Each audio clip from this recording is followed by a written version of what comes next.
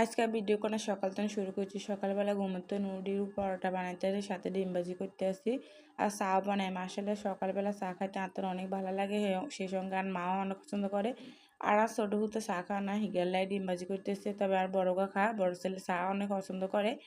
এই তো আর ডিম ভাজি করতেছি একটু কোয়া করে, আসলে ডিম হাফ বল করে একটু কোয়া করে করলে ডিম ভাজি খাইতে অনেক ভালো লাগে। এই তো আহিগেরা ডিম ভাজি দিয়ে আনমা পরোটা খাইতে আনমা লাগে, রুটি বানাতাম তো রুটি খোলা দিতেছে, আঙ্গ পরোটা বানানো শেষ। এই তো এনতে চালা সব রেডি করতে আছে, যেহেতু চাঙ্গ একটু খাইতে ও চা ছাড়া আসলে আঙ্গ তো ভালোই লাগে না।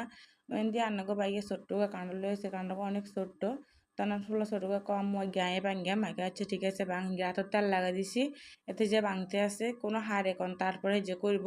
আসলে যাদের ঘরে ছোটো বাচ্চা আছে তারা তো অবশ্যই জানে যে কোনো কাম এগুলো একটু আতাহাতি করবে, মানে হেগুনো সে হেগুনো করতো। এই ধরো দুই কয় বার করে আর হাইতে না একে তলে দুই কোষ তুই খা। তবে কানরগা ছোট্ট হলে কি হয়েছে অনেক মজা আসছিল এবং কোষা মাশাআল্লাহ ভালোই হয়েছে। এই তাই যে রান্না পায় যে রাঁধতে আসি না কলা দিয়ে আর ইলিশ মাছের মাথা লেজ দিই, যেতে মাছ নুন দিছি হ্যাঁ লেজের মাথা দিয়ে আর কলা দিয়ে রাঁধতে আসি। আসলে কলার তরকারি আন্নগো ভাইয়ের অনেক পছন্দ। আর সাথে তার হলো নাহলে একটু মুরগি গোস্ত রাঁধতে হবে, বেগুন আসলে গোস্ত মোস্ত একটু পছন্দ করা, শুক্রবার হলে তো অবশ্যই রাঁধতে হইবে।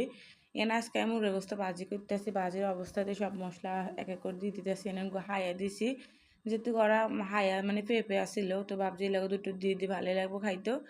পায়া হলো না তার খাইতো না, এগুলো আলু খাইবো, আমরা হাইয়া কিনে খাইতে পারলাম। এতে আমি ভাজা অবস্থাতে সব মশলা আস্তে আস্তে এক এক করে দিয়ে দিচ্ছি। আসলে একসময় একরকম করে রান্না করে এতে রান্নার স্বাদও আলাদা হয়ে যায়, কোনো সময় ভালো লাগে কোনো সময় খারাপ লাগে, তারপরে ভিন্ন নিয়মে রান্নার চেষ্টা করি। এটা ভালো করে কষালো আসি, এরা কষানো দিলে পানি দিয়ে দিয়ে এতে এমনি আরোগ্য কাঁড়াল আছে কাঁড়া করে সানাক ভাই বস্তাত করে দিতাম তলে নাকি হলে হাঁকবো। তো আয়ার আর হলো ছোটো আমি রান্না বস্তাত করে থুইছি কাঁড়লে গেড়ে থুই। আর শুক্রবার তো জানা অনেক কাম আছে, কিন্তু কাম চলে যেতে আসি। আজকে আবার এগুলো রেস্টে দিতে হবে, এলে আজকে পুকুরে চলে এসেছি, যেহেতু আসলে আত্মন বাথরুমে দোহালা করতে এত ভালো লাগে না, যেহেতু আমরা গ্রামের মানুষ সেটা তো অবশ্যই বুঝেন। পুকুরে দোহালা করতে অনেক ভালো লাগে, অনেক স্বাচ্ছন্দ্য লাগে, আনন্দ লাগে, একটু বাড়ন যা। সকালবেলা তো অনেক বৃষ্টি আসছিল, পরে দিয়ে বৃষ্টি নেই না, তাহলে এগুলো দুই দিয়ে একটু হালকা বাতাসে যেহেতু আছে তাহলে বাতাসের মধ্যে ভালো টানবো, এরপরে ঘরে ফ্যানে শুকান যাবো।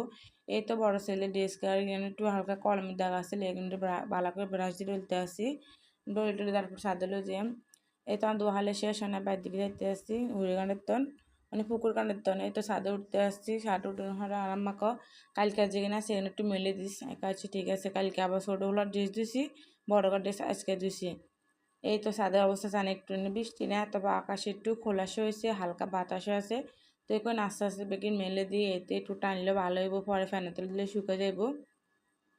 এইখানে কিন্তু অনেক কাপড় চোপড় কালকেরও আসছিল আজকেরও আসছিল, আবার কিছু কাপড় চোপড় আঙ্গ ছাদের উপরে ঘর আসছে, মানে দারুও তাই আয়ার এই ঘরের ভিতরে রসিদ মেলে তুইছি সেখানে বার করে নিয়ে যে জয়া গেতে কোনটা থেকে কোনটা নিয়ম।